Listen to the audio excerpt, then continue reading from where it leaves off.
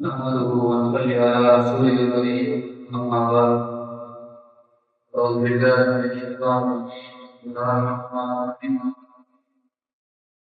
قال النبي صلى الله عليه وسلم من لزم الاستغفار جعل الله كل شيء فرجا ومن كل هم فرجا ورزقه من حيث لا يحتسب. سامعین محترم، ہمارے معاشرے کا ایک المیہ ہے کہ ہم حقوق العباد ہوں یا حقوق اللہ ہو، اس میں اگر ہم کوئی غلطی کوئی کوتاہی کرتے ہیں تو ہم کو غلطی اور کوتاہی کر کے اس پر ڈٹ جاتے ہیں. غلطی کر لینا، کوتاہی کر لینا یا کسی گناہ کا ارتکاب کر لینا یہ بڑی بات نہیں ہے، کیونکہ آپ علیہ الصلوۃ والسلام کا فرمان ہے کل بنی آدم خطاء وخیر الخطائین التوابون، کہ غلطی کرنا، کوتاہی کرنا جو وہ بڑی بات نہیں ہے کہ بنی آدم علیہ السلام کی ساری اولاد خطاکار سے مراد کوئی چھوٹی موٹی غلطیاں کرتا ہے تو بڑے گناہ کر جاتا ہے، یعنی یہ غلطیاں کوتاہیاں کرنا آپ علیہ السلام نے فرمایا کہ ہر کسی سے ہو سکتی ہے، لیکن غلطی کرنا، کوتاہی کرنا یہ بڑی بات نہیں بلکہ اس پر ڈٹ جانا بڑی بات ہے. اور بہترین خطاکار آپ علیہ السلام نے فرمایا کہ وہ ہیں جو غلطی کرنے کے بعد اپنی غلطی کو مانے اور توبہ طائب کریں.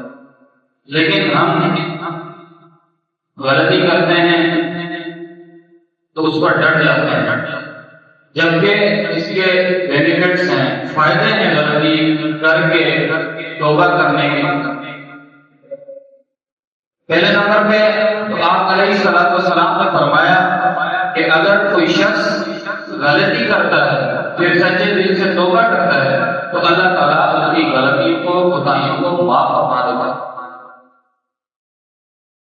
اور ساتھ میں جو میں نے حدیث آپ کے گوش گزار کی، آپ علیہ السلام نے فرمایا من لزم الاستغفار جعل اللہ له من كل ضيق مخرجا ومن كل هم فرجا ورزقه من حيث لا يحتسب، کہ اس کے لیے تنگیوں سے نکلنے کے راستے کھل جاتے ہیں، رزق کے دروازے کھل جاتے ہیں، پریشانیاں دور ہو جاتی ہیں. یعنی توبہ کرنا اور پھر کثرت سے استغفار کرنے کے لیے فائدے ہیں.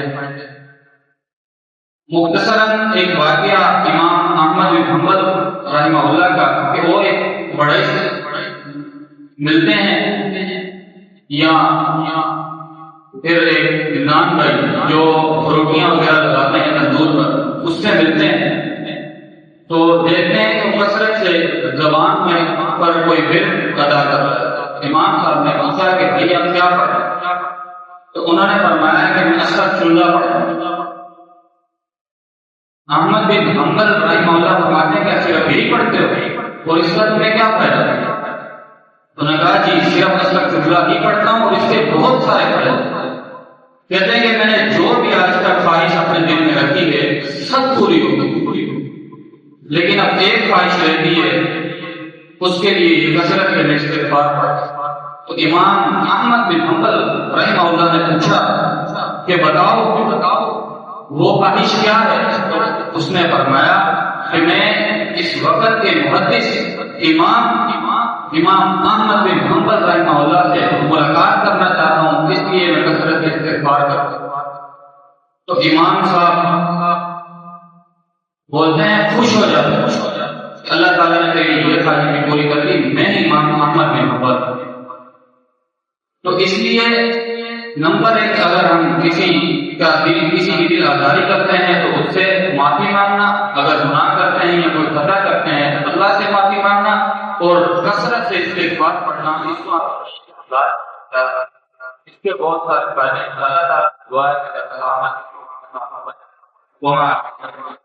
کہ